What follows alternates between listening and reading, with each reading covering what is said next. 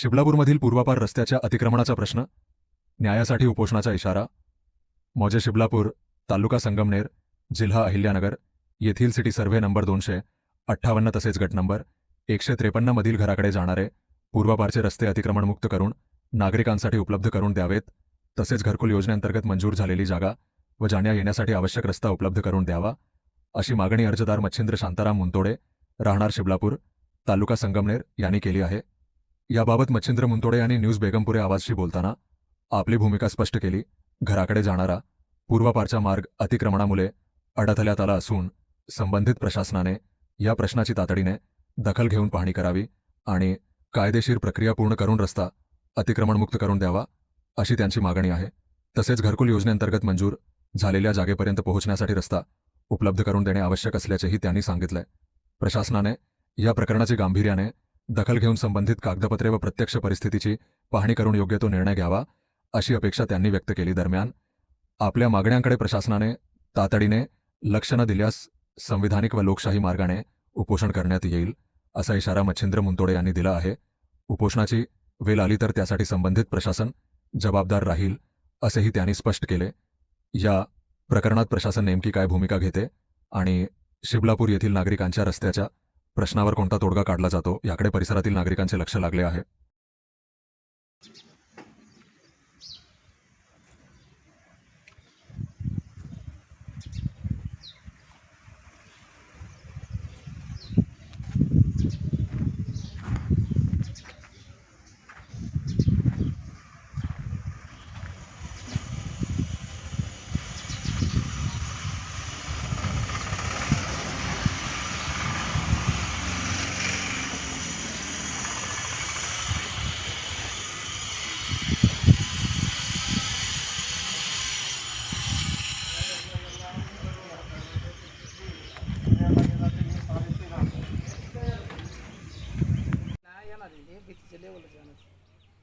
इथपर्यंत येणार तुम्ही जर मला अख्खी जागा सोडून द्या, मग कुठं शक्य आहे का?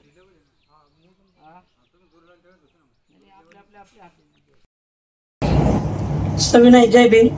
मी मुंतोडे मच्छिंद्र शांताराम, राहणार शिबलापूर, जिल्हा अहिल्यानगर येथील रहिवासी असून मी गट नंबर 153 सिटी सर्वे नंबर 258 या जागेतील घराकडे 1975 पासून आजोबापासून तर माझ्या मला 4थ्या पिढीपासून तिथंच वास्तव्य करीत आहे. माझ्या घराकडे येण्यासाठी परंपरेप्रमाणे 3 रस्ते होते, पण ते रस्ते 2 रस्ते अतिक्रमणामुळे याच्या अगोदरच बंद झालेले आहेत.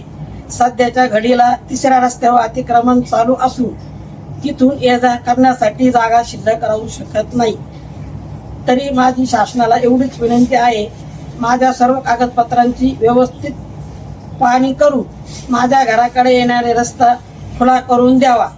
तसेच दारात जोपर्यंत अग्निशामक किंवा 4 चाकी गाडी येत नाही तोपर्यंत अतिक्रमण चालू असलेले बांधकाम थांबवण्यात यावे. अन्यथा शासनाला मी लोकशाहीप्रमाणे उपोषणाचा काही दिवसातच जर निर्णय झाला नाही तर मी लोकशाहीप्रमाणे उपोषण सुद्धा करायला तयार आहे. जय भीम, जय संविधान, जय भारत. तर मच्छिंद्र भाऊ नमस्कार, तुमचं न्यूज बेगमपुरेमध्ये स्वागत आहे.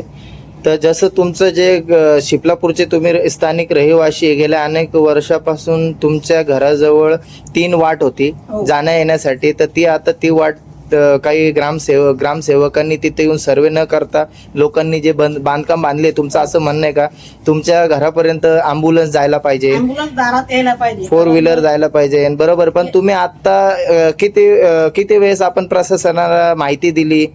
प्रशासनाला आपण वेळोवेळी माहिती दिलेली आहे. प्रशासनाच्या ह्या बेजबाबदारीपणा कंटाळून आपण 2000 साली तिथून वास्तव्य सोडून आपल्या पूर्वजाचं गावठाण तिथं वास्तव्य करीत होतो.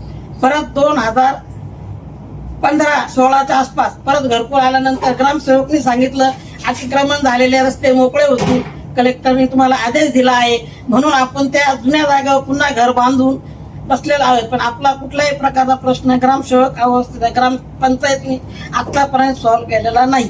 पण आता पण इतक्यात तुम्ही बोलले का आज मी भूमी अभिलेख कार्यालयामध्ये पण जाऊन आलो, त्याच्यानंतर शहराचे आमचे लाडके आमदार अमोल खताळ साहेबांकडे पण जाऊन आले. हो, अमोल कथा साहेबांकडे जाऊन आलो मी, त्यांना आपला अर्ज दिलेला आहे. त्यांनी आपल्याला सांगितलंय का मी बघतो काय आहे ते. ठीक आहे, धन्यवाद.